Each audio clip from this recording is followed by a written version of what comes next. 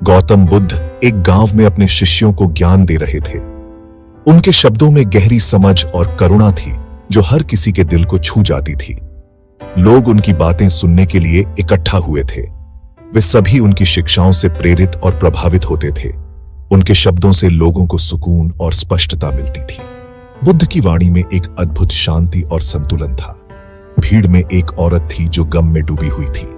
उसका चेहरा दुख और निराशा से भरा हुआ था। उसके बेटे की मृत्यु हो गई थी और उसका दर्द असहनीय था। वह अपने जीवन में एक गहरे अंधकार में थी। औरत बुद्ध के पास पहुंची। उसका चेहरा आंसुओं से सना हुआ था। उसकी आंखों में उम्मीद की एक किरण थी। उसने बुद्ध से विनती की कि वो उसके बेटे को वापस जीवित कर दें। उसकी आवाज में गहरा दर्द और याचना थी। बुद्ध ने करुणा के साथ उसकी बात सुनी। उनके चेहरे पर गहरी संवेदना झलक रही थी। उन्होंने उसकी अपार पीड़ा को देखा।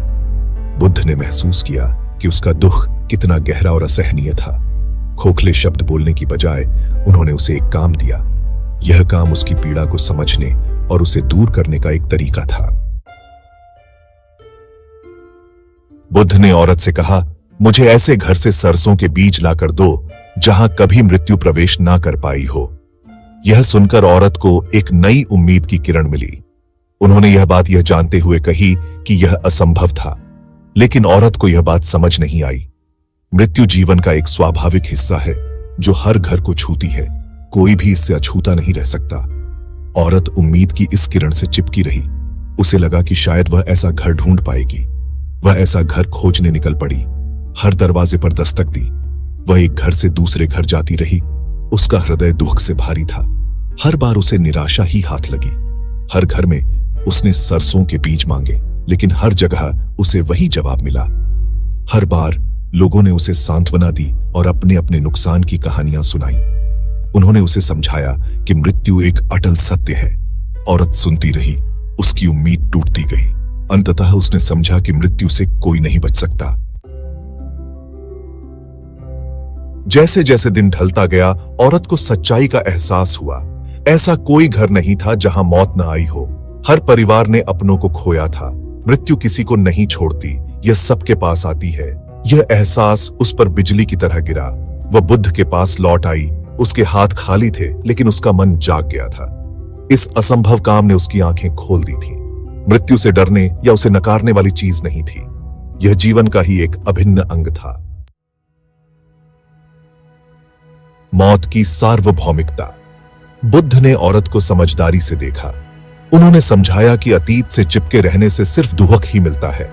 उसका बेटा चला गया था और कितना भी दुखी होने से वह वापस नहीं आ सकता था। जो चीज खो चुकी थी, उसे पकड़े रहने की कोशिश से ही उसे दर्द हो रहा था। उन्होंने सिखाया कि जीवन में हर चीज अनित्य है। जिस तरह दिन के बाद रात आती है, उसी तरह जीवन के बाद भी मृत्यु आती है। यही प्रकृति का नियम है।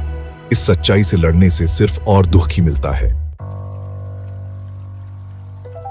अपरिहार्य को स्वीकार करना, यह एक कठिन लेकिन आवश्यक कदम है। बुद्ध के शब्दों ने औरत को एक नया नजरिया दिया। उन्होंने उसे सिखाया कि जीवन में परिवर्तन और हानि अपरिहार्य है। अपने बेटे की मृत्यु पर दुखी होने के बजाय वह उसके जीवन की यादों को संजो सकती थी। उसने महसूस किया कि उसकी यादें हमेशा उसके साथ रहेंगी। उसे यह जानकर शांति मिल सकती थी कि वह अस्तित्व के निरंतर बदलते चक्र का हिस्सा था। जीवन की अनिश्चितताओं को स्वीकार करना ही सच्ची शांति का मार्ग है। उन्होंने समझाया कि स्वीकृति ही दुख पर विजय पाने की कुंजी है। जब हम स्वीकार करते हैं तो हम अपने दुख को कम कर सकते हैं। जब हम अपने मोह को त्याग देते हैं तो हम खुद को दुख से मुक्त कर लेते हैं। यह मुक्ति हमें आंतरिक शांति और स्वतंत्रता प्रदान करती है। इस समझ ने औरत को एक ऐसी शांति दी जो उसने अपने बेटे के जाने के बाद से महसूस नहीं की थी। उसने पाया कि स्वीकृति के माध्यम से वह फिर से जीने की शक्ति पा सकती थी। अनित्य में शांति खोजना। दुखी मां और सरसों के बीज की कहानी हम सभी के लिए एक गहरा संदेश देती है। जीवन एक अनमोल तोहफा है, लेकिन यह क्षणभंगुर भी है। हमें इसकी अनित्यता को स्वीकार करना चाहिए और वर्तमान क्षण में आनंद खोजना चाहिए। जीवन और मृत्यु के चक्र को स्वीकार करके हम और अधिक पूरी तरह से जी सकते हैं और अधिक गहराई से प्यार कर सकते हैं। जब हम मोह को त्याग देते हैं तो हमें सच्ची शांति और खुशी मिलती है। यही बुद्ध की शिक्षाओं का सार है और दुखों से मुक्त जीवन का मार्ग है।